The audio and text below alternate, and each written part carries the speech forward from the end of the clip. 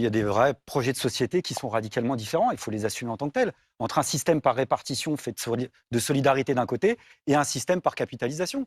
Moi, je sais qu'en effet, derrière ça, il y a ça en filigrane et ce n'est pas le propre, en effet, que de ce gouvernement. En réalité, depuis 1993, on a des contre-réformes libérales successives qui prennent toujours un seul argument fallacieux, le prétendu déficit abyssal, que même le Conseil d'orientation des retraites ne constate pas. Mais quand bien même, il y aurait le plein emploi, par exemple, et l'égalité salariale entre hommes et femmes, il n'y aurait aucun problème de financement des retraites. Donc il n'y a aucun problème Non, aujourd'hui j'écoute juste les promesses des politiciens au moment des élections qui promettent tous le plein emploi et l'égalité salariale. Si on écoute leurs promesses, il n'y a plus de problème des retraites. Donc en réalité, derrière ça, il y a une petite musique qui consiste à nous faire renoncer, en effet, à pouvoir partir à la retraite avec une retraite décente. Parce que dans les faits, pour être très pragmatique et pas dogmatique, dans une multitude de secteurs du travail, et pas simplement dans la force de travail manuelle, mais même dans les secteurs intellectuels où il y a des burn-out, etc., à l'âge de 62, 63 ans, c'est même pas votre choix individuel, c'est l'employeur qui vient vous voir en disant « ça serait bien que tu t'arrêtes ».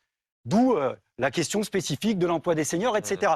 Donc moi, la réalité, c'est que je pense qu'en termes de projection, on partira toujours à peu près dans les mêmes eaux, sauf qu'on aura une retraite de misère. Donc par voie de fait, la capitalisation, je termine, ouais. Juste, oui, bien sûr. Ça veut dire que par voie de fait, ça donne de la liberté, justement, y compris c'est sur votre l'âge avis, de c'est départ pas à le la mien. retraite. Par voie de fait, on sera obligé de faire appel à d'autres modes de financement. Or, il y a une histoire dans notre pays. À la base, à la libération, quand on a mis en place la sécurité sociale, c'est un système par cotisation.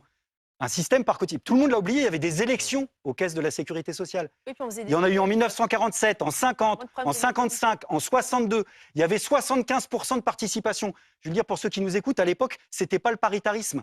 C'était 75% de représentation pour les salariés et une représentation minoritaire pour le patronat, pour la simple et bonne raison que le patronat, je termine là-dessus, est minoritaire dans la société. Il y a eu 2 contre-révolutions en la matière. Les ordonnances de De Gaulle en 67, qui ont mis fin aux élections, et une autre, sous la gauche, c'est vrai, sous Rocard, avec l'implication et la mise en avant de la CSG, c'est-à-dire de la fiscalité.